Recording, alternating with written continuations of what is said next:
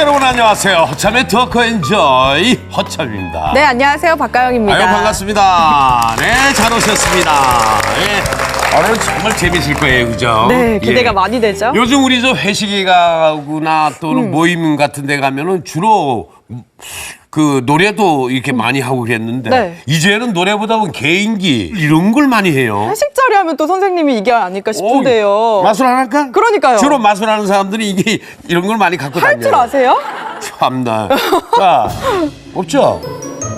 없죠? 하나, 코끼. 둘, 셋. 허이. 에이, 이게 이렇게 탁 서야 되는데. 연습 좀 더 하셔야 되겠는데 오늘 그러니까. 이분 보고 배우면 될 것 같아요. 아, 그래야죠. 그래야죠. 예. 네. 실력파 마술사입니다. 오늘 홍준표 씨 여러분 소개합니다. 함께 크나큰 박수로 환영해 주십시다. 네, 어서 오세요. 안녕하세요. 한국이 최초로 공연을 한 실력파 가수. 대단하시네요. 실력파 가수가 아니라 마술. 뭐 가수로 하고 해도 될 정도로 네. 아주 잘생겼어요. 그런 말 처음 들어봐갖고 적응해야 돼. 나도 처음 해봤어. 앉으시죠. 아, 우선 네. 선생님께서 아까 여기 행커칩으로 마술을 보여주셨잖아요. 그렇죠, 예. 제가 그걸 보고 딱 생각났는데 뭔데요? 오늘 또 우리 박가영 아나운서님 아름다우시잖아요. 네. 그래서 제가 전부 다 이거야.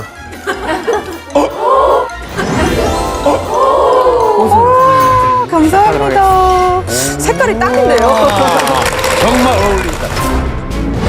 환상적인 무대 마술로 세계를 깜짝 놀래킨 실력파 마술사 홍준표. 그는 세계 10대 마술사들만 오르는 꿈의 무대에서 한국인 최초로 유일하게 초청받아 화제를 모았는데요. 밑바닥에서부터 오로지 실력으로 승부를 건 마술사 홍준표의 뜨거운 열정을 지금 만나봅니다. 이 얼마나 여성들에게 예? 매력 만점이겠어요. 그러니까요. 다 사랑하는 사람에게 다 이런 장미꽃 하면서 오래 기다렸지. 다 이러면서. 응? 아무리 늦어도 화가 다 풀릴 것 같아요. 그렇군요. 네. 여심을 많이 사로잡을다라고 생각되는데 맞습니까? 아, 많은 분들이 질문 많이 하시거든요. 그렇죠. 뭐 마술할 줄 아니까 뭐 여자를 만나거나 뭐 예를 들어 소위 얘기한 작업을 할 때 좋지 않겠느냐 좀 많이 하시는데 결국 제가 좀 해봤는데 결국 마술 볼 때만 좋아하시고요. 저보다 잘생긴 사람들한테 가더라고요. 별로 중요한 건 아닌 것 같습니다, 내 마술. 네. 잘생겼어요. 그러니까요. 지금 활동 중인 팀이 이스케이프 팀이라고 네네네. 들었는데요. 인기가 참 대단한 것 같아요.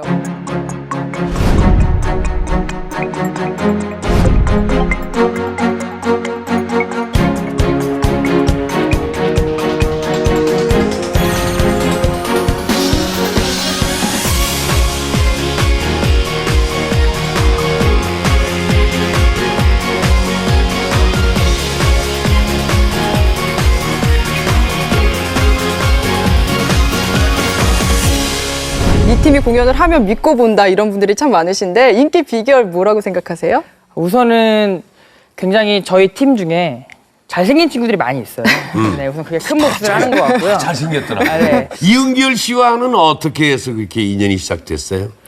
군입대를 했는데 그때 이제 마술병이 만들어진 지 얼마 안 됐을 때였거든요. 마술병이요? 아, 네네. 이제 마술병이라는 게 네, 있어요? 마술병 연예병이 생겼었어요. 해군에 제 6개월 후임으로 들어왔어요, 군대를. 아, 후임으로. 네, 제가 공교롭게도. 네, 그냥 말이 선임이었지 거의 후임같이 생활하다가 제대했습니다. 네. 저 억울한 듯이 네. 얘기해요. 고생 많이 했거든요. 그래서 고생 제가, 많이 네. 했어요.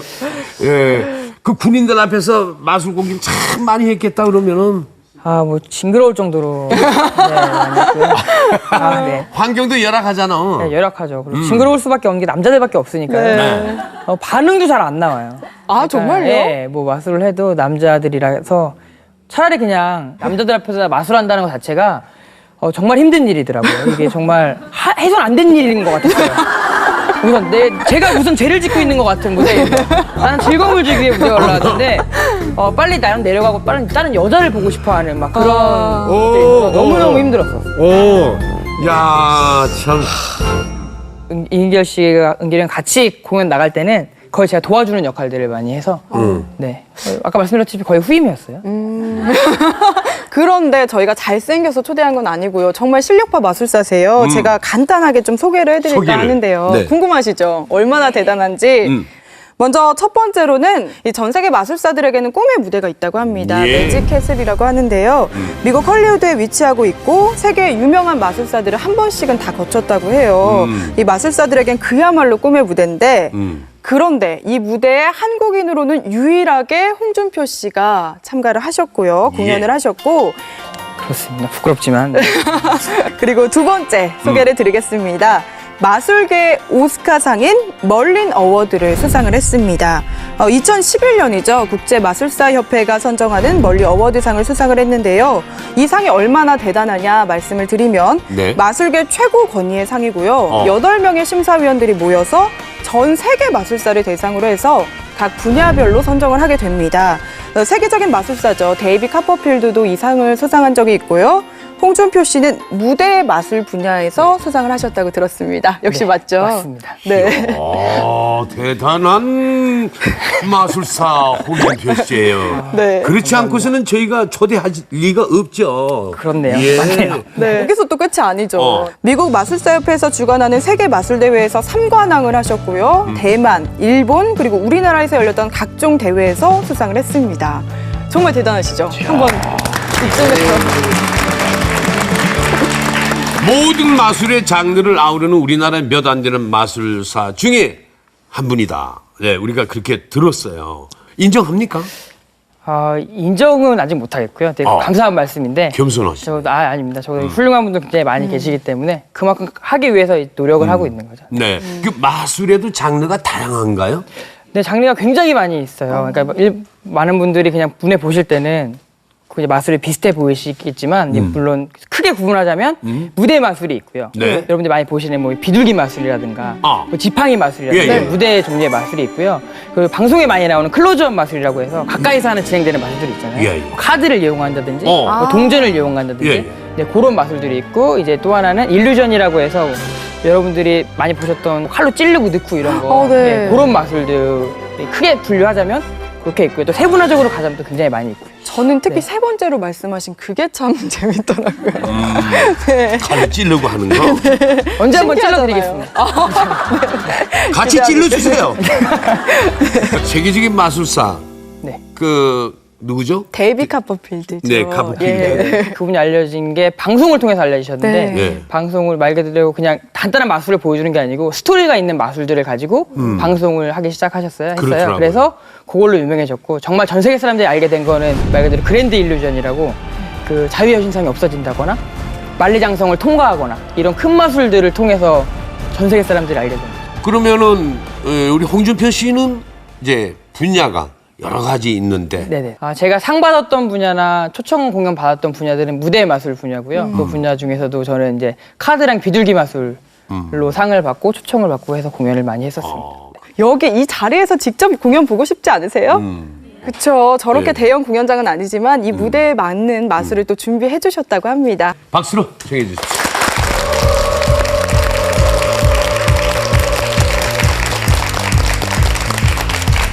네, 감사합니다. 본격적인 마술을 제가 보여드리기 앞서서 그냥 잠깐 제가 얘기를 좀 할까 해요. 고정관념에 대한 얘기를 좀 할까 하는데요. 많은 분들이 마술을 바라보실 때 갖고 계신 고정관념들이 좀 갖고 있으신 것 같아요. 물론 그냥 예를 좀 들어보자면 요즘 마술사들은 굉장히 키도 크고 잘생기고 이런 마술사들이 있을 거라는 고정관념을 갖고 계시는데 오늘 제가 그걸 깨워드리기 위해서 나왔습니다. 네. 굳이 키가 크지 않고 잘생기지 않아도 누구나 마술을 잘할 수 있다는 걸 보여드리기 위해서 나왔고요. 그래서 제가 여기 오신 분들은 어떤 고정관념을 갖고 계시는지 제가 한번 볼게요. 우선 제가 여기 실크를 하나 준비했습니다. 이제부터 이 실크를 제가 손 안에 잘 넣을 겁니다. 손 안에. 제가 어떤 방법으로 여러분들을 속이는지 잘 보시면 됩니다. 자, 손 안에 잘 넣겠습니다. 자, 어떻게 했죠? 실크를 손 안에 잘 넣었습니다. 자, 그리고 제스처를 취해주면요. 어떻게 됐을 것 같으세요? 그렇죠. 많은 분들이 이렇게 마술사가 뭔가 손에 집어넣고 제스처를 취하면 사라질 것이다 라는 고정관념을 갖고 계십니다. 그래서 저희 마술사들은 항상 반전을 준비합니다. 신어주면요, 이렇게 달걀로 변하고요. 실크는 사라지고 달걀이 나타나고, 그리고 실크는 제 주머니로 이동을 하게 되는 이런 마술입니다. 네네네. 그래서 저희들도요, 마술사도 항상 고정관념을 깨기 위한 노력들을 굉장히 많이 합니다. 그런데 고정관념을 확실하게 깨는 방법이 있습니다. 뭐냐면, 많은 분들이 마술은 절대 가르쳐주면 안 된다라는 이런 고정관념을 갖고 계시는데, 오늘 그래서 저는 특별히 여러분들을 위해서 이 마술을 가르쳐 드릴 겁니다. 자, 실크가 사실은요, 사라진 게 아니고 이렇게 돼 있습니다. 달걀 안에 실크가 잘 있습니다. 이렇게. 자, 우선은 이렇게 구멍이 뚫린 달걀이 한 개가 필요가 합니다. 그렇죠? 그리고 실크는 2장이 필요합니다. 왜 2장이 필요한지 아시겠죠? 그렇습니다. 그리고 이 마술의 제일 중요한 겁니다. 실크 2장의 색깔이 같아야 한다는 겁니다. 왠지 아시죠? 나중에 이동했는데 딴 색깔 나오면 이상하잖아요, 그렇죠? 네, 또 꼭 같은 색깔의 실크를 준비하시는 겁니다. 자, 그리고 우선은 구멍 뚫린 달걀을 처음 꺼낼 위치에 잘 놓으시고요. 여기 있는 실크 한 장은 나중에 순간 이동할 위치에다가, 저 같은 경우는 이 주머니에 넣겠습니다. 그리고 다른 한 장은 아까 그 달걀과 같이 꺼내야 되기 때문에 같은 위치에 두셔야 됩니다. 아시겠죠? 달걀 먼저 딴 데서 꺼내고 실크 꺼내고 이러면 이상하니까, 그렇죠? 자, 이렇게 달걀과 함께 두겠습니다. 네, 이렇게 준비 끝났습니다. 이제부터 마술을 진행하시면 돼요. 어떻게 하시냐면, 자, 이제 제가 실크를 준비했어요 라고 하시면서 어떤 걸 같이 꺼내야 되겠죠? 똑똑하시네요. 그렇죠. 달걀을 같이 꺼내시면 됩니다. 꺼내셔서 이제부터 실크를 제 손 안에 잘 넣겠습니다 라고 하시고 구멍을 잘 찾아서 넣으시면 되는데, 많은 분들이 또 이렇게 처음 마술 하시는 분들은 긴장을 하시기 때문에 말을 잘 하셔야 되는데, 제가 이제 또 실크를 달걀 속에 잘 넣겠습니다 이러시는 분들이 있습니다, 분명히. 그러니까 주의하시고, 그리고 또 처음 하시는 분들은 긴장하셔서 또 자연스럽게 이렇게 들어야 되는데, 손에 힘을 꽉 준다던가 이렇게 여기 쳐다보는 분들이 있어요, 계속. 이러시지 말고 자연스럽게 하셔서 이제부터 실크를 손 안에 잘 넣겠습니다 라고 하시고 손 안에다가 구멍 잘 맞춰서 잘 넣으시면 됩니다. 근데 넣는 시간이 조금 걸려요, 구멍이 조그만하기 때문에. 그래서 넣는 동안 뭐 재밌는 말을 하나 준비를 하시던가, 아니면 간단하게 자기소개를 좀 하신다거나 이렇게 시간을 보내시고요. 잘 넣습니다. 그래서 아까 어떻게 했죠? 신호를 주면 어떻게 돼요? 그쵸? 실크는 사라지고 계란 변하고, 그리고 실크는 제 주머니에서 나타나는 이런 마술입니다. 네. 계란이요? 좋은 질문 주셨습니다. 계란을 사신 다음에 구멍을 잘 뚫으세요. 안에 내용물 쏟으시면 만드실 수 있습니다. 자, 이렇게 저희들도 그러니까 여러분들의 생각하고 다르게 고정관념을 깨기 위한 노력을 많이 합니다. 근데 제가 아까 말씀드렸던 거 기억하실지 모르겠어요. 실크가 사라지고 달걀이 나타난다. 그래서 저는 항상 여러분들을 위해서 반전을 준비합니다. 보시면 이렇게 구멍이 뚫린 실크잖아요. 근데 보시면요, 실크는 사라지고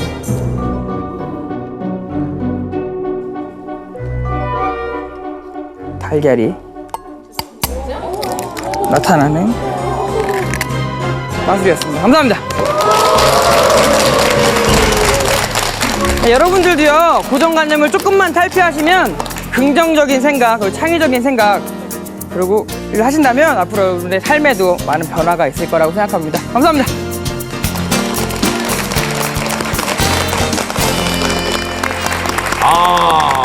이 반전이 있는 거예요, 반전. 네. 그냥 그걸로 이제 끝나는 줄 알았더니 웬걸 진짜 달걀이었어. 그러니까요. 스카프가 들어갔는데. 네. 깜짝 놀랐네. 야. 그 비법을 알려주실 순 없는 거죠. 그 비법을 알려드리면 저희 공연을 할 수가 없어요. 그것까지는. 네, 그것까지는. 근데 앞에 부분만 해도 어디 가서 하실 수 있겠어요. 맞아요. 네. 이 머리가 좋아야 뜻해요. 머리가 좋아야. 네? 그분 말씀도 맞으시는 말씀 같은데, 우선 머리보다는 약간 마술을 잘하려면 센스가 좀 있어야 되는 것 같아요. 센스. 네, 센스가 좀 필요한 것 같아요. 센스가 없으면 똑똑해 어떻게도 정말 센스 없는 친구들은 이게 배우는 과정이 좀 오래 걸린다거나 예. 아니면 말 그대로 임기응변 같은 게 좀 안 될 때가 많아요. 그러니까 마술이라는 것 자체가 워낙 라이브 공연이기 때문에 실수나 이런 것들이 일어날 수밖에 없는 공연이거든요, 사실. 근데 그런 거에 대처하는 자세들이 근데 이제 센스가 있는 친구들하고 없는 친구가 좀 차이가 나죠. 그런 거 좀 예. 능청스러운 그렇죠, 예. 이런 그런 걸 것도 좀 말씀하시는 필요하고요, 거죠. 네. 아, 그러면 저도 사실 이렇게 장기자랑 같은 거 할 때 마술을 해보고 싶거든요. 네네네. 저희 같은 그냥 초보자도 간단하게 배워볼 수 있는 마술이 있을까요? 네, 마술 뭐 원하신다면 한 가지 정도 오. 가르쳐드리도록. 예, 그래요? 배워보도록 하죠. 네, 마술을 가르쳐드리는데 아.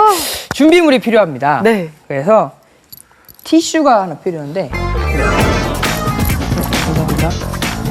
죄송한데 코 한 번만 풀겠습니다. 감기가 걸려갖고.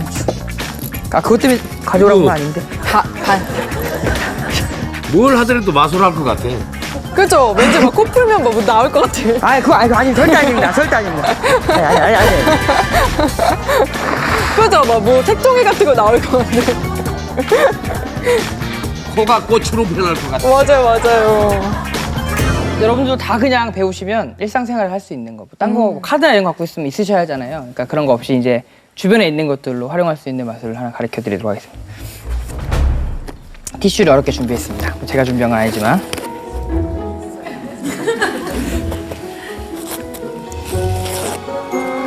티슈를 어떻게 잘 찢습니다. 이렇게. 찢어서 또 반을 찢어요. 지금 이렇게 웅성웅성 하시잖아요. 제가 이렇게 주먹을 왜 쥐고 있나, 제가 안에 뭐 있는 거 아니냐 이렇게 생각하시는 분이 있기 때문에 주먹 쥐고 있는 이유가 있습니다. 많은 분들이 의심을 하거든요. 없다는 걸 보여드리겠습니다. 네, 그래서 불게 되면요, 붙었어? 붙었어요. 이렇게 휴지가 다시 붙게 되는 이 마술을 지금부터 가르쳐 드리도록 하겠습니다. 네. 아, 코푼 휴지 아닙니다. 주머니 있습니다. 네. 알려드리겠습니다. 자, 준비물은 계속 우리 이제 눈만 지금 그냥 계속 저기만 보고 있어요. 예. 이제 준비물은 이제 티슈가만 있으면 됩니다. 근데 두루마리 쓰시는 분들이 있는데 두루마리 좀 힘들어요. 왜냐면 크기도 작고 하기 때문에 힘들기 때문에 티슈를 쓰는데 티슈를 미리 준비물이 필요합니다. 준비물이 필요한데 여러분들 웅성웅성 되셨잖아요. 당연히 상식적으로 휴지가 다시 찢었다 붙으려면 어떻게 해야 될 것 같으세요? 마법이 아니에요. 두 장. 그렇죠. 네. 그래서 한 장을 미리 준비를 합니다. 네. 한 장을 잘 꾸깁니다. 이렇게. 꾸겨서 네. 웅성웅성 난리 났습니다. 지금 앞에. 네. 위에 이렇게 꾸겨 놓습니다. 자, 이렇게. 이렇게 잘 이렇게 뭉쳐 놓으시고요. 주먹을 살짝 잘 칩니다. 자연스럽게. 또 이렇게 꽉 쥐지 말고 이렇게 자연스럽게 치시면 돼요. 치시는데 이렇게 치고 있으면 됩니다. 살짝.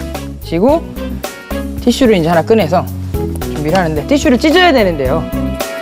티슈에 결이 있습니다. 결이 있어서 결을 반대로 찢으면 티슈 잘 안 찢어져요, 이렇게. 그래서 결이 있어요. 이렇게 해서 보시면 되는데 여기서 중요한 점은 양손의 손 모양이 똑같으셔야 됩니다. 이게 이렇게 하면 이상하잖아요. 여기 진짜 뭐 있는 것 같잖아요. 그렇죠? 이렇게 하고 찢으면 똑같이 자연스럽게 너무 힘주지 마시고 잡고 계시고 그리고 찢으실 때 결대로 찢으시는데 휴지가 있는 걸 보여주면 안 되잖아요, 이렇게. 그러니까 간혹 또 어떤 분들이 이렇게 찢으시는 분들이 있어요. 네. 이렇게 찢으시면 안 돼요. 네. 마술도 그냥 한다고 되는 게 아니에요. 머리를 좀 쓰셔야 돼요. 그냥 한다고 되는 게 아니에요. 생각을 하셔야 돼요. 그러니까 안 들은 쪽으로, 손 모양은 똑같이 안 들은 쪽으로 이렇게 자연스럽게 찢으십니다. 또 너무 잘게 찢지 마세요. 그럼 나중에 뭉치기 좀 힘드니까 이렇게 찢으시면 됩니다. 자, 4-5번 정도만 찢으시면 돼요. 잘 모아서요. 이번에는 반 정도를 다시 찢으세요. 반만. 이렇게. 톡. 이렇게 찢으시면 됩니다. 그럼 보시면 여기에 제 손에 원래 있던 거 있잖아요. 원래 있던 휴지가 있어요. 이게 이제 붙어있는 휴지고 여기 찢어진 휴지예요. 바꿔치기 하는 거예요. 자연스럽게. 어떻게 하냐면은 이름 되면 또 많은 대부분의 우리나라 분들 아까도 그러셨듯이 똑같이 의심을 하세요. 저 손에 뭐 있는 거 아니냐. 의심을 하시기 때문에 그래서 한번 이제 보여드리는 방법. 이렇게 찢은 다음에 휴지를 뭉치시면 됩니다. 2개를. 뭉치시는데 여기 있잖아요. 안 찢은 게. 요 위로 뒤에서 보여드릴게요. 보이시나? 네. 요 뒤로, 요 위로 이렇게 같이 뭉치세요. 이렇게. 하나인 것처럼. 잘. 예. 네. 그럼 보시면 위에 있는 게 찢어진 휴지. 이게 안 찢어진 휴지예요. 예. 네. 이렇게 뭉쳐서 이때쯤 보여주는 거예요. 의심하는 분들인데 보여드리겠다. 손에 아무것도 없다. 아무것도 없지 않냐. 휴지 하나로 보이잖아요. 네, 아무것도 없다. 이렇게 보여주시고 여기서 위에가 어떤 거라고요? 밑에가 안 찢어진 휴지.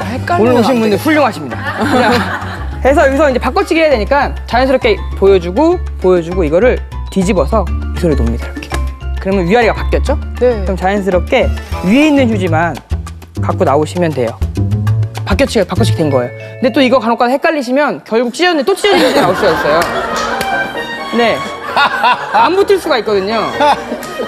뒤 조심하시고 끓이신 다음에 이제 제일 중요한 건 처리하는 방법이에요. 네. 이거를 끝까지 계속 쥐고 있을 수는 없잖아요. 네. 그러니까 자연스러운 거는 보통 이제 주머니에 뭐라도 하나 있으실 거예요. 핸드폰이나 아니면 뭐 이제 남자분들은 라이터도 있으실 거고. 해서 자연스럽게 뺀 다음에 자연스럽게 주머니에 손 넣으시고 뭐 핸드폰이나 라이터를 꺼내세요. 그 다음에 뭐 이렇게 쳐주고 다시 자연스럽게 넣으시면 돼요. 그럼 손 아주 자연스럽게 아무것도 없게 되는 겁니다. 그래놓고 네.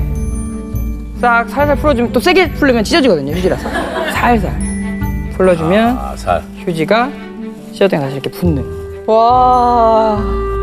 휴지 마술이에요. 티슈 마술이에요. 와.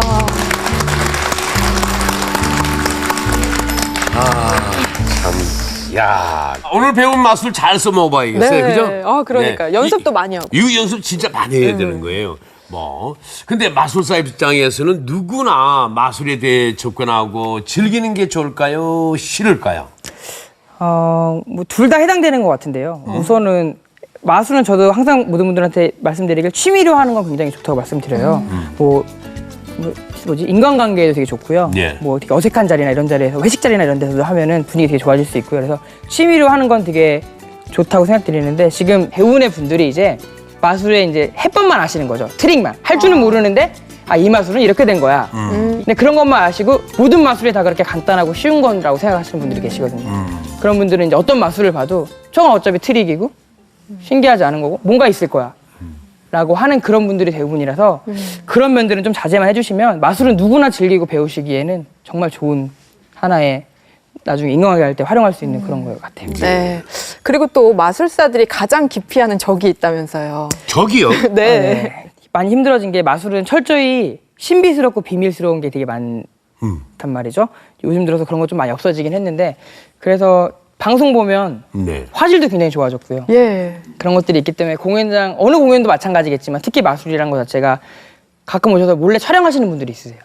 핸드폰 같은 거 촬영하지 말라 해서 끝까지 하시는 분들이 계세요. 어디다 쓸지 모르겠는데 그래서 촬영을 하신다거나 그리고 그런 걸 인터넷에 올리셔갖고 하는 분도 있거든요. 근데 이제 저희가 항상 이것도 저희의 고충이고 노고이긴 한데 사람들은요 똑같은 마술을 특히 우리나라 분들은 또 보면 재미없어 하세요. 봤던 걸 이미 또 보면 이미 결과를 알기 때문에. 근데 노래는 좋은 노래는 들어도 계속 듣잖아요. 아이고, 그럼요. 네. 그러니까 방송에 똑같은 노래가 계속 나와도 듣기 좋아서 듣는데 마술하는 저희 같은 사람들은 방송에 나와서 이 마술을 하면 나중에 방송 나갈 때 그 마술을 못 하게 되는 거죠.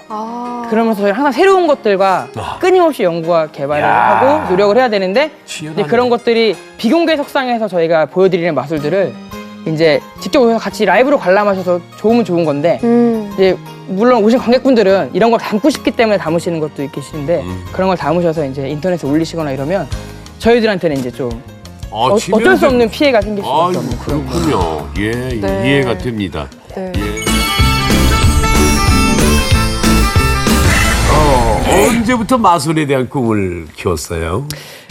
제가 처음 마술을 시작한 건 고등학교 3학년 때였어요. 고3 때. 네, 고3 때 한참 공부할 나이였는데 네.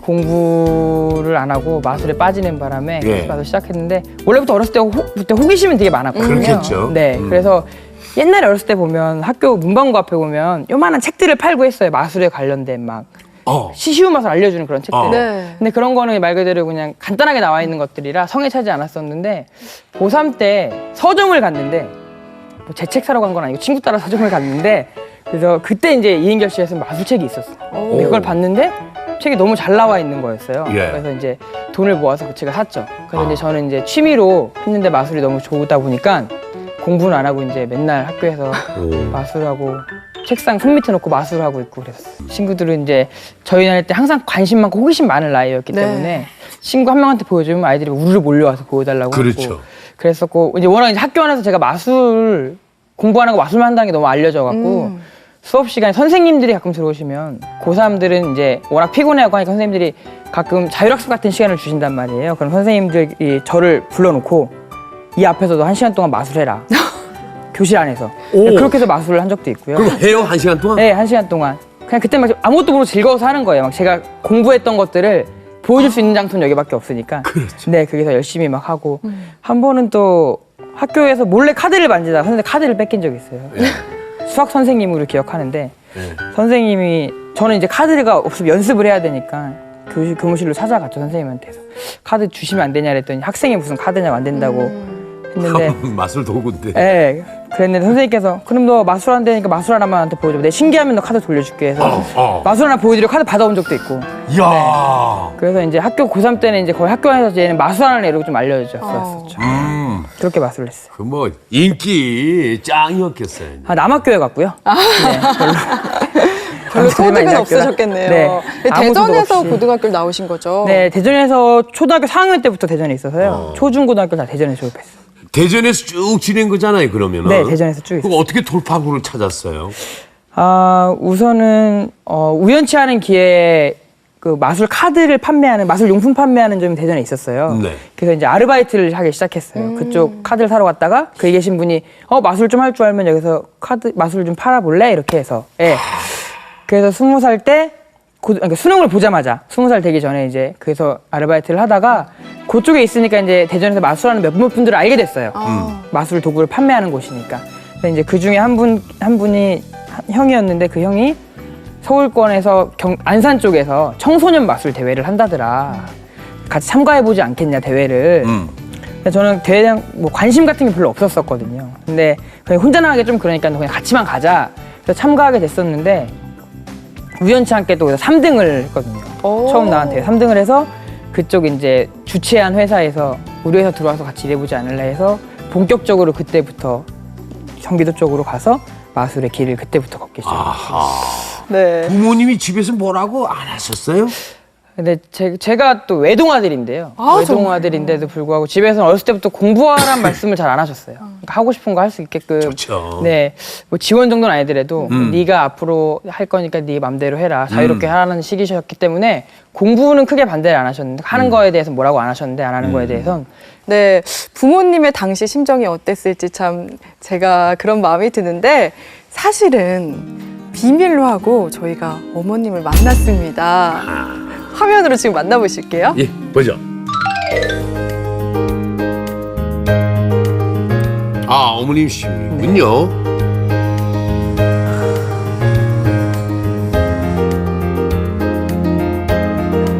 어머님이 식당을 하시는 거예요? 네. 아, 음식 솜씨가 진짜 좋으시겠어요. 옛날에 좋으셨어요. 옛날에 옛날에 좋으셨어요. 네. 손님도 많으신데. 오, 아, 떡하니 네 아드님 그 마술사의 그 모습을 아들이 그 처음에 이제 마술한다고 했잖아요. 그때 좀 어떠셨어요, 기분이? 그렇게 좋은 기분은 아니죠. 그게 앞날에 진로가 있잖아요. 그게 별로 우리 한국 사람은 안 알려줬으니까. 그랬는데, 집에서도 연습 많이 했어요? 예. 틈만 나면은 책은 안 보고 그것만 하는 거예요. 그러니, 그때에서 어렸을 때부터 뭐 공부하라 소리도 않고 학원도 안 보냈고, 지가 그래도 점수는 잘 받아갖고 오니까 저만 믿었죠. 처음에 반대 안 하셨어요? 예. 이제 아이가 어렸을 때부터 지가 하겠다는 거는 네. 꼭 하고 실수를 안 하니까요. 그러니까는 그때 그렇게 말릴 생각은 없었어요. 이제 지가 생각이 있어서 그 길로 가겠다니까는 그냥 그렇다고 해서 부모가 무슨 저기가 있어서 뒷받침이 단단해서 밀어주면은 다른 길을 택하겠는데 그렇지도 않으니까 지 생각대로 그냥 밀고 나가게 냅뒀죠.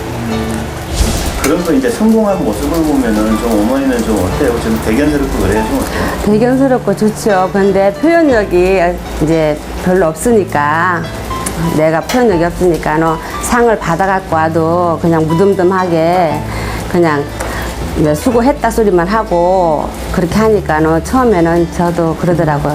엄마는 내가 상을 받아가지고 와도 좋지도 않느냐고 그러더라고요. 근데 그걸 좋은 걸 꼭 표현을 해서 아이가 막 이렇게 길가 살았으면은 또 지가 또 어떻게 보면 금방지기에 나갈 수도 있잖아요. 그래서 그런 면도 있고 해서 보편적으로 이제 그런 얘기는 안 하죠. 이제 근데도 지가 그냥 엄마 아빠는 그런 분이구나 생각을 하고 저도 그렇게 느끼고 살았니까는 이제 뭐 지가 그래도 여태 잘하니까 잘하기를 바래요. 준표야 여태 잘하고 있었지만은 앞으로도 잘하길 바라고 뭐 엄마 아빠 걱정하지 말고 엄마 아빠 걱정을 많이 하는데 하지 말고 네가 열심히 해서 그냥 좋은 가정 꾸려가면서 잘 살았으면 좋겠고 또 네가 하다가 힘들더라도 어차피 네가 그 길을 택했으니까 그냥 잘 밀고 나가서 성공하기 바란다. 우리 준표 화이팅! 사랑해!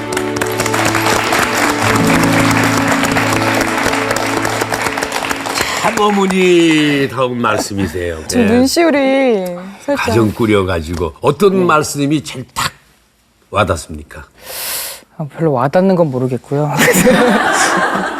원래 어머님이랑 아버님 두 분 다 원래 되게 무뚝뚝하신 분이어서 표현 같은 게 원래 없으세요. 그런데 다 두 분끼리도 그러시고 근데 그걸 닮아서는 저도 이제 부모님한테 뭐 사랑합니다 이러면서 잘 못해드리기도 하고 그러신데 사실은 어머님이 얼마나 이렇게 크게 아프셨거든요.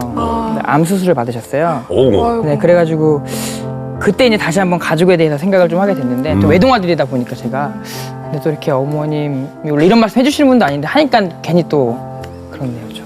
네. 눈물을 네, 아, 부으시니 네. 그러니까요. 아, 천상 어머니의 그 아드님이 그죠? 네. 자주 뵙지를 못하시나 봐요. 네, 어머님 자주 못 봬요. 왜냐면 어떻게 했어요? 왜요? 제가 또 지금은 딴 지역에 있다 보니까 또 저희 일 자체가 워낙 쉬는 날도 불규칙하고 그리고 밤새는 일도 꽤 많이 있고요. 주말이 더 바쁘기 때문에 또 그렇죠. 사실 어. 자주 못 내려가거든요. 근데 말씀드렸다시피 얼마 전에 어머니 아프시면서 꽤 오래 같이 있긴 했는데 어머니 좀 괜찮아지시고 나서는 또 한동안 못 뵀어요 지금. 아, 그렇군요. 오늘도 못 뵀고. 그러면 기록으로 네. 어머니께 영상 편지 예. 간단하게 네. 아우. 어머니 좋은 말씀 들었어요부터 해가지고 아, 어머니 감사합니다. 아, 엄마라고 해야 좀 친근한 것 같아서 엄마가 이런 아우 안 되는데 미치겠네. 아, 대담한 사나이인 줄 알았는데 또 엄마라는 어머니에 한마디에. 대한 참 네. 아우. 아무튼 너무 많은 얘기를 하면 제가 막 눈물이 날 것 같아요, 엄마가. 그래서 많은 말씀 못 드리는데 항상 건강하셨으면 좋겠고요. 그리고 말씀 안 하셔도 저 생각하는 마음 제가 충분히 알고 있으니까 앞으로 너무 무리하시지 말고 건강 잘 챙기셨으면 좋겠어요. 그리고 아버지 서운해하지 마세요. 아버지도 사랑합니다. 어머니 아버지 사랑합니다. 네. 이제는 다시 마술 얘기로 돌아가 보도록 하겠습니다. 이 혈혈 단신으로 마술의 길을 걷게 되셨어요. 이제 그러다가 이제 외국 대회 나가게 되는 거예요? 네, 그래서 그렇게 회사 생활 1년 하다 보니까 제가 생각했던 거랑 좀 많이 다르더라고요. 그러니까는 그 어린 나이에는 회사에 들어가면 더 많은 것들도 배울 수 있고 더 내가 할 수 있는 뭔가 얘기를 찾을 수 있겠다고 싶었는데 그렇다 못 배운 건 아니지만 마술이 누가 직접 데려다 앉혀놓고 너 이렇게 해봐 가르쳐 주는 게 아니거든요. 그걸 몰랐던 거죠, 저는. 처음에 마술 배우러 갔으니까. 아. 그래서 어깨너머로만 마술을 배울 수 있었던 거예요. 그래서 이제 어린 나이에 저하고 너무 내가 생각한 거랑 너무 다르다고 생각을 해서 1년 만에 그 회사를 그만두고 대전으로 다시 내려왔어요. 내려와서 그새 1년 동안 있으면서 국내 대회를 몇 군데 나갔었는데 상을 받았어가지고 네. 아 그럼 내가 혼자 해야 되는데 내 이름을 알릴 수 있는 방법은 외국 대회에서 상을 받아야겠다 라는 생각을 했었어요. 그 당시 때만 해도 그때가 2004년도 3년도였는데 외국 대회를 나갈 수 있는 우리나라 마술사가 채 5명 정도밖에 안 됐었거든요. 예. 네.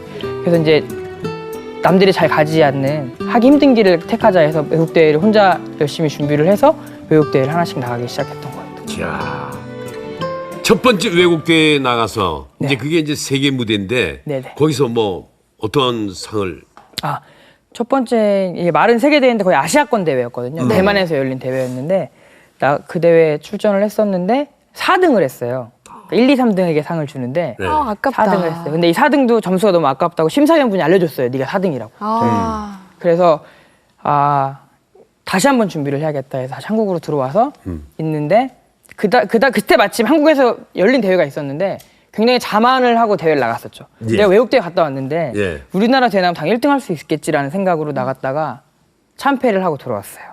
처음에. 등수도 못 들어갔네. 예, 등수도 몇 등인지도 모르고 특별상도 못 받고 아예 그냥. 그래서 다시 마음을 다잡게 됐죠. 아, 내가 너무 그랬었구나. 내가 최고가 아니구나. 야. 그래서 다시 열심히 해야겠다 해서 바로 2달 뒤에 또 우리나라 대회가 있었거든요.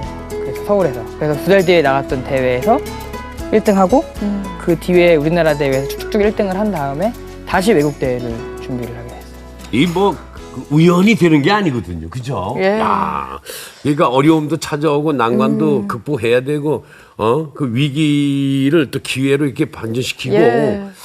자, 심기일전을 하고 외국대 상을 이제 휩쓸게 되는데 첫 번째에서 외국 대회 상 받았던 게 우선 기억이 나고요. 그게 이제 처음에 실패했던 그 대회를 그 다음 연도에 다시 나갔거든요. 아시아 대회에서 네, 그 대만에서. 근데 우연찮게 또 그 우리나라 마지막 대회에서 1등을 하면 그 대회에 참가권을 줬어요. 경비랑. 그래서 이제 그걸 가지고 갔는데 우연찮게 똑같은 대회였어갖고 그래서 1등을 제일 처음 했던 게 우선 기억에 남고요. 4등 했는 네네, 그 다음 대회에서? 네. 1등을 했던 기억이 남고 그 다음에 이제 미국에서 받았던 상이 그나마 제일 큰 메이저급 대회에서 대회 중에 하나에서 받은 상이었고 저 때 너무 힘들었거든요. 대회 나갈 때 미국 대회 나갈 때 왜요? 너무 힘들어서 그 당시만 해도 아까 말씀드렸다시피 외국 대회 나갈 수 있는 사람들이 많지가 않아가지고요. 지금은 외국 대회 가면 우리나라 분들 굉장히 많고요. 응원해주는 사람도 많고 그런데 저 때는 미국은 제가 혼자 짐 싸서 혼자 짐 다 들고 미국 경비 좀 아끼려고 비행기 경유해가면서 미국 가서 미국에서 또 비행기 갈아타고 가서 대회장에 갔는데 한국 사람이라고는 그냥 관객들 중에서 한국 사람도 한 명 없었어요. 그냥 오로지 한국 사람은 저 혼자밖에 없었거든요 그때. 영어도 잘 못하는데 안 되는데 어렸을 때 영어도 안 돼서 막 바디랭귀지 하면서 막 찾아다니면서 막 했는데 그때 제일 기억에 남는 게 공연 보통 대회는 3, 4일 정도 하거든요. 예. 공연하고 대회 끝나고 뭐 다른 게스트들 공연도 하고 하기 때문에 하는데 아무도 모르니까 저를 안내해주는 사람이 아는 사람이 없잖아요. 혼자 호텔에서 밥 먹고 혼자 공연 준비하고 근데 이제 대회가 마찬가지로 순서가 되게 중요하거든요. 네. 대회라는 자체가 제2뽑기를 했는데 제가 2번을 뽑았어요. 안 좋은 건가요? 그렇죠. 1번이 제일 안 좋은데 앞번호 쪽이 왜냐하면 심사하는 분들이 대회 보면 처음부터 다 잊어먹거든요. 처음 본 사람들. 네, 그래서 정말 인상 남는 사람 아니고서는 웬만하면은 상을 1등이나 2등 상 받기가 좀 힘들거든요. 앞번호들이. 근데 2번을 뽑아서 이제 마음을 좀 비우고 했었는데 그때 제가 처음으로 그 무대에서 기립박수라는 걸 처음 받아봤어요. 마술하는 공연을 하면서. 대회가 딱 끝나고 나니까는 다 알아보기 시작하는 거예요. 사람들이 다 말을 걸어주고 와서. 굉장히 잘 봤다, 너 잘했다, 너 상 받을 수 있을 것 같다, 네가 1등인 것 같다. 그게 너무 뿌듯한 거예요.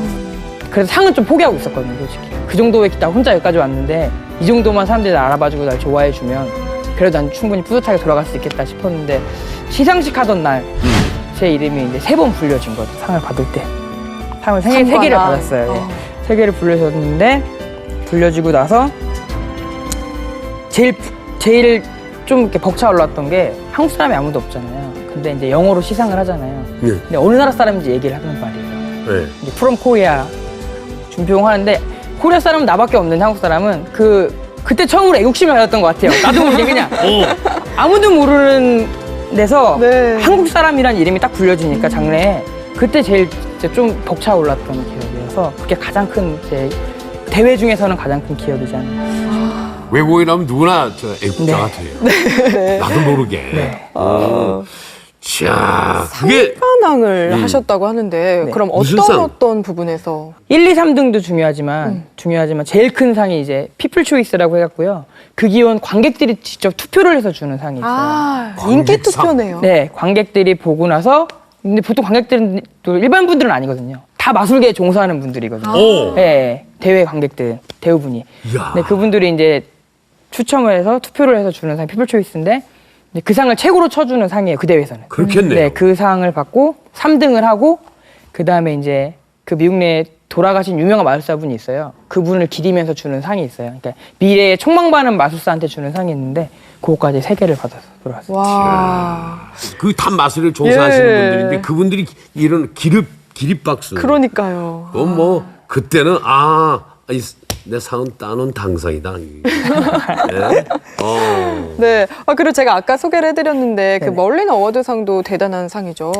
네. 이 멀린 어워드는 말 그대로 이제 아까 소개해 주셨다시피 마술계 오스카상이라고 불리는 상인데요. 이게 이제 국제 마술사 협회에서 주는 상이에요. 네. 저 옆에 계신 분이 토니 하신이라고 회장님이시고 그래서 저 상을 이제 1년에 전 세계 마술사들에게 각 분야별로 상을 수여하는 그런 상이고 저건 이제 말 그대로 이제 오스카상이라고 불리는 좀 권위 있는 상 중에 아주 승승장구입니다. 예? 말 그대로 승승장구하던 시기였어요. 나이가 그럼 그때가 몇 살이었어요? 그때가 23살. 23살. 아유, 내가 몇 살이, 23살 내가 뭐 했나? 야, 대단하네. Pictures of me hung upon your wall for the world to see. Pictures of you, pictures of me, remind us all of what we used to be. 외국인들이 한국의 마술사들을 어떻게 평가하나요? 정말 저희 나라가 마술의 역사가 짧은데도 불구하고 최 한 100년 정도 됐나? 100년도 안 됐을 건데 네. 그렇게 짧은데도 정말 많은 발전을 했거든요. 그래서 외국의 마술사들이나 외국의 마술계에서도 굉장히 놀라는 사실 중에 하나예요. 이런 작은 나라에서 정말 마술 역사에도 없던 그런 나라에서 이 정도 짧은 시간에 많은 마술사들을 배출해내고 외국 대회에서 상을 휩쓸어오는 사람들은 요즘엔 다 우리나라 마술사들이거든요. 근데 제가 생각해봤는데 아까도 말씀드렸지만 마술의 분야가 굉장히 장르가 많은데 예. 그 중에서도 우리나라 분들이 우리나라 친구들이 다 상을 받아오는 분야가 이제 매니플레이션이라고 손기술 분야거든요. 손기술로 하는 마술 분야예요. 근데 이거는 저희 원래 민족 자체가 젓가락도 쓰고 그러잖아요. 네. 이런 손기술이 워낙 좋아서 그렇기 때문에 그런 영향도 조금 있지 않나라는 싶어요. 맞는 말인 것 같아요. 저도 그렇게 네, 생각해요. 그래서 요새는 외국 마술계에서는 한국을 얘기하면 이제는 다 알 정도로 그 정도로 이제 우리나라 마술이 많이 발전해요. 마술로 또 사랑을 나누기도 한다고 그래요. 네, 맞습니다. 이 소아암 어린이들을 위해서 홍준표 씨가 공연을 했다고 하거든요. 저희가 그 현장 함께 가봤습니다. 네. 화면으로 보시죠. 봄비가 부슬부슬 내리는 아침. 준표 씨는 공연을 앞두고 짐을 챙기느라 분주한 모습인데 늘 있는 공연이지만 오늘따라 더 긴장되는 데는 이유가 있다고? 네, 오늘은 굉장히 좀 저에게는 좀 특별한 그런 친구들을 만나러 가기 위해서 지금 준비를 좀 하고 있습니다. 트렁크 가득 짐을 채우고 드디어 출발. 마술사 홍준표의 특별한 나들이가 시작된다.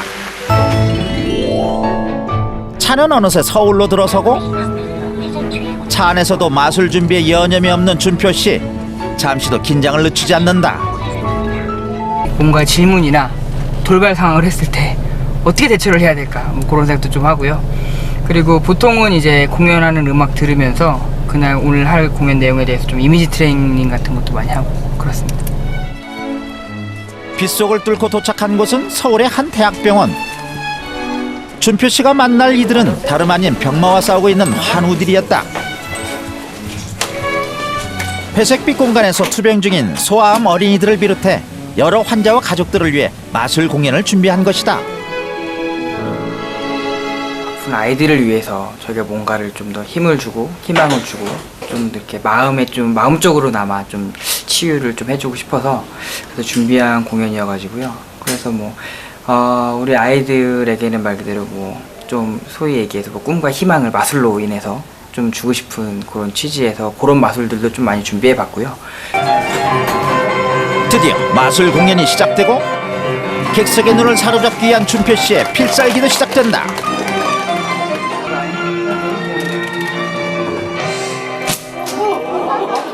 예기치 않은 일들이 눈앞에 펼쳐지는 신기한 마술 공연에 객석은 금세 웃음과 환호성으로 가득하다. 남녀노소 누구나 한 마음으로 빠져들던 시간.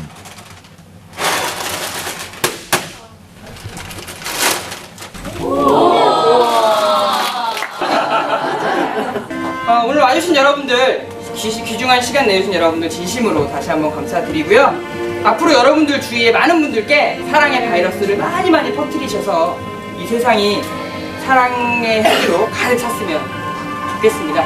여러분들 조금만 더 힘내셔서 빨리 퇴근하셨으면 좋겠습니다.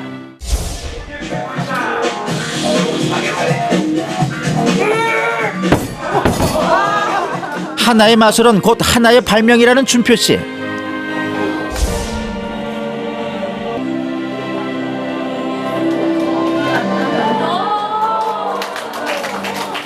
힘든 노력 끝에 개발한 마술이 누군가에게 행복이 되고 희망이 될 수 있으니 그는 오늘도 이런 맛에 마술을 한다고. 신나고 재밌었는데 그 중에서 제일 재밌었던 건 스케치북에서 공이 떨어진 게 제일 재밌었어요. 신기하고. 그 시간도 또한 참 즐거웠고 모든 한우들이 많이 힐링이 되었으리라 믿습니다. 재미를 뛰어넘어 감동과 희망이 되는 마술. 마술에 무한한 힘을 믿기에 그의 도전은 계속된다.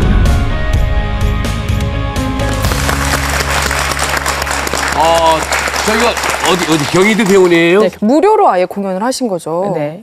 이런 일을 자주 하면 좋은데요. 자주는 못 하고요. 가끔 이제 시간이 나거나 있을 때마다 자리를 마련해서 어떻게 또 기회가 돼서 이번에. 네. 참 잘했어요. 이거 얼마나 좋아요. 네. 그러니까 바깥 출입을 전혀 못하는 네. 아이들이 너무 많거든요. 네. 예, 어릴 때부터 태어날 때부터 지금까지 자라면서 병원에서 자라는 아이들도 예. 많고 그런 아이들을 위해서 그런 공연을 한다는 건 대단히 보람 있는 일을 하신 거예요. 감사합니다. 대단한 봉사활동 하시는 건데. 요즘 새롭게 구상 중인 또 마술은 뭘까요? 제가 요즘에 생각하고 있는 거는 좀 새로운 거하고 좀 이렇게 접목을 시켜보려고 생각을 많이 하고 있거든요. 그게 이제 마술하고 아예 다른 뭐 공연 쪽의 그런 분야는 아니고 다른 약간 뭐 교육적인 걸 수도 있고요. 그런 것들을 이제 마술로 좀 접목시켜서 새로운 걸 좀 만들어 보려고 이제 조금씩 노력하고 준비하는 거예요. 스트레스 많이 쌓이겠어요. 그거 그래서 어떻게 풀어요? 그래서 점점 머리가 빠지고 있어갖고 어쩐지 앞이 좀 넓다. 네. 그것 때문에 고민입니다.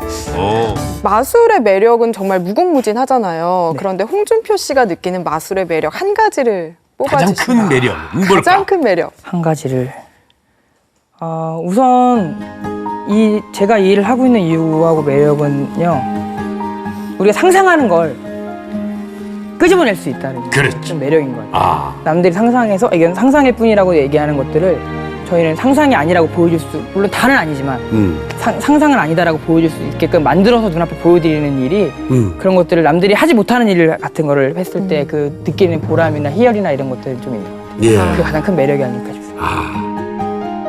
네, 앞으로는 어떤 마술사가 되고 싶으신지. 앞으로는 그냥 꾸준히 오랫동안 나이가 많이 있어도 사랑받는. 네, 무대 위에 설 수 있는, 네, 열심히 자기 개발해서 설 수 있는 그런 사람이 되고 싶고, 나중에는 정말 만약 100발이 되고 그러면 그 나이에 대회를 한번 나가보고 싶은 것도 있어요. 길게. 허참 선생님한테 좀 비결을 물어봐야 될 것 같아요. 존경스럽습니다. 제가 선생님만큼만 이렇게 돼도 멋있게 마술할 수 있을 것 같은데. 아니, 그 마술은 네. 진짜 백발이 성성해가지고 너 신사가 더 멋질 것 같아요. 한 번씩 이러면은 멋있을 것 같아요. 네. 근데 멋있게 이제 좀 나이를 먹어야 되는데 노력하겠습니다. 예, 우리의 멘토는 저 송혜 선생님이시네요. 구시. 오늘 홍준표 씨를 만나보고 나니까 마술사라는 직업에 대한 매력 더욱더 느끼게 됐는데요. 네. 그 이야기가 가장 와닿았습니다. 상상을 현실로 만든다 이렇게 말씀하셨는데 앞으로도 저희 같은 많은 관객을 위해서 힘써주시길 부탁드릴게요. 그렇습니다.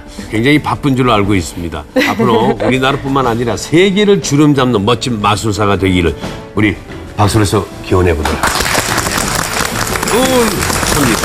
자, 하자의 토크인 조회는 오늘 세계적인 마술사 홍준표 씨와 함께 이야기를 나누고 직접 공연도 봤습니다. 흥미로웠습니까? 저희는 다음 주에 또 찾아뵙겠습니다. 건강하십시오. 감사합니다.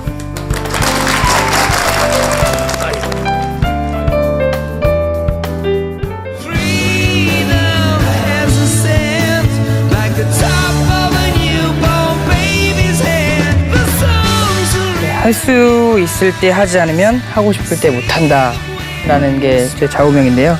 정말 내가 뭔가를 할 수 있을 때 그걸 해놓지 않으면 나중에 기회가 찾아와도 절대 그 기회를 잡을 수 없기 때문에 꼭 앞으로 그 어느 분에게나 해당되는 말인 것 같아요.